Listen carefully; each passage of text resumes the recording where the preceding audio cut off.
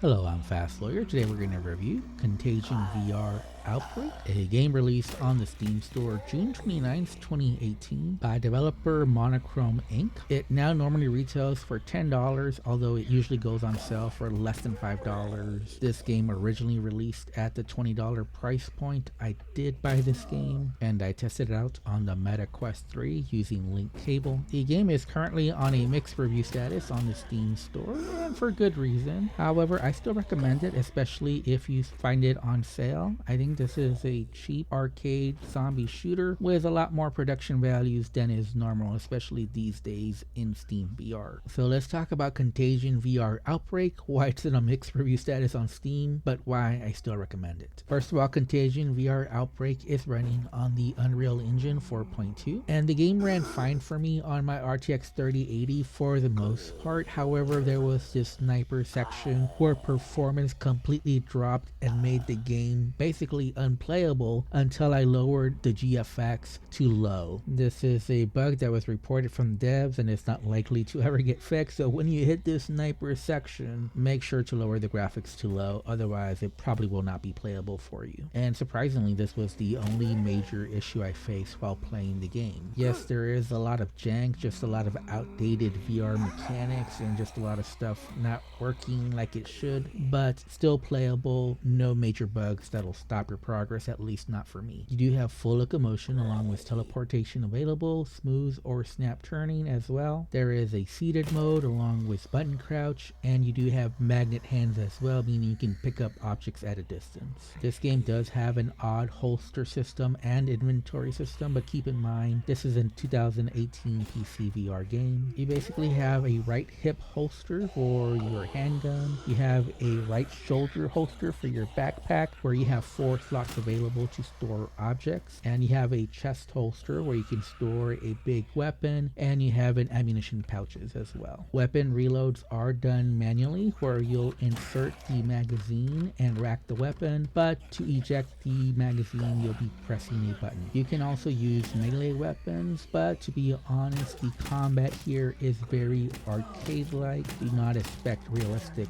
physics. Melee weapons do break, so you cannot count on them. That's why it's usually always better to use guns instead. Some guns do come with attachments, but for the most part, most weapons do not have any attachments of any kind. There's also grenades and explosive barrels that you can sometimes find in the environment to help you out in dispatching the zombie horde. My favorite weapon though was the chainsaw, but it's only available in one level, so you gotta use it and make the most of it while you have it. Unfortunately, when you kill a zombie, their bodies just disappear from the ground. I'd like to see more gore and limbs falling off. But again, this is pure arcade action, no real physics. These are 2018 outdated VR combat mechanics. The good news is that different guns do feel different, so using the shotgun, using the handguns, using the different assault rifles, all feel different and all feel satisfying in their own way. And you do get rewarded for getting headshots, although some zombies are just too much of a bullet sponges, so you have to do several headshots to get the benefit. You can run out of ammo, so you'll often be forced to choose a different weapon, and sometimes I was forced to go completely melee combat, which is fine, but a lot of the problems really show up when you're doing melee combat because you're faster than all the zombies, so they can't really catch up to you. And so what happens is usually the zombies will do like a Congo line while you beat them up one by one in a pulp, but it just takes too long to beat a zombie down to the ground. There's also some enemy variety. You'll have different types of zombies, not a whole lot, but there is some variety. Obviously zombies with armor, there'll be zombies with shields that charge at you, and there's zombies with hazardous materials that you'll need to get away from, along with human enemies. There's also several puzzles in the game. I would consider them to be casual level difficulty, but there is a nice variety of different types of puzzles, so that's good. And that brings me to the save system and the checkpoint system in this game, which is not very good. There are basically 4 different single player campaigns in this game, 4 different mini stories, if you will, or scenarios. And basically the problem is that while you can load into these 4 different stories at the different chapter points, the checkpoint, the last place where you played, will not be saved. So while the checkpoints within the different levels are good while you're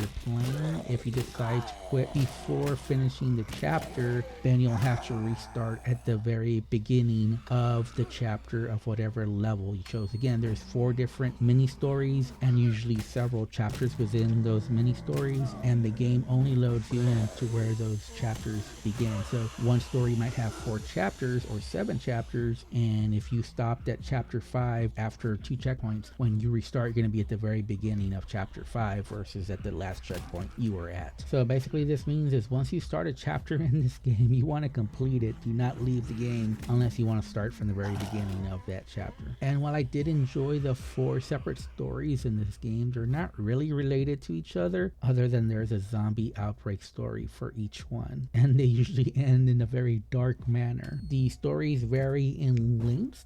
3 of them are pretty similar to each other. There are 3 different zombie shooter narrative driven games with some puzzles, some more than others, but there's one that's completely different, and it's basically a puzzle escape room where you're being chased by a zombie in the dark and you have to find the puzzle objectives in the dark, and it's just way too dark and you can barely see. This was my least favorite part of the game. There's also 2 free roam modes, which just sound like 2 different horde modes along with a shooting range. I was not interested in these modes, so I didn't play them. Overall though, I was surprised by the production values in this game. There's a lot of voiceovers in this game, and there's 4 completely different stories going on, and I actually think the writing was the best part of the game, especially that the stories all ended on a to be continued, where the game goes completely dark. Basically you have like an epilogue where the game in a few sentences goes completely in a direction that maybe you were not expecting, but completely in line with a zombie apocalypse. Now keep in mind this is a budget title, so everything's cheap here. There's a lot of jank in the game. The combat mechanics are outdated. It does make you feel like 2018 PCVR, and the UI is completely hideous and counterintuitive. You're confused on how to even start the game, and yet I found myself having fun playing this game because it has something that a lot of VR games, especially today, don't have. It has a fun story, an adventure that you go on. You're in this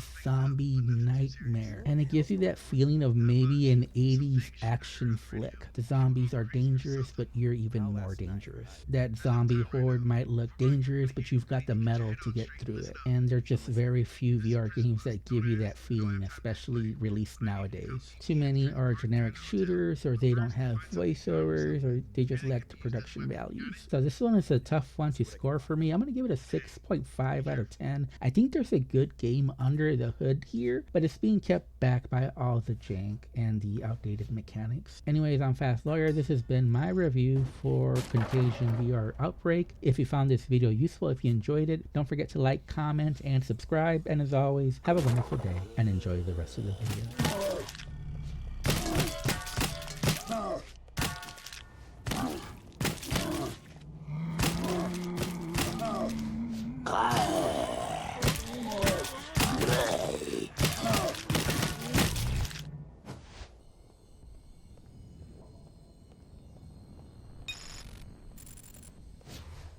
Help me!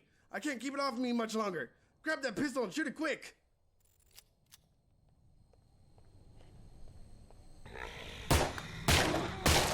Just in the nick time. Great work, bro.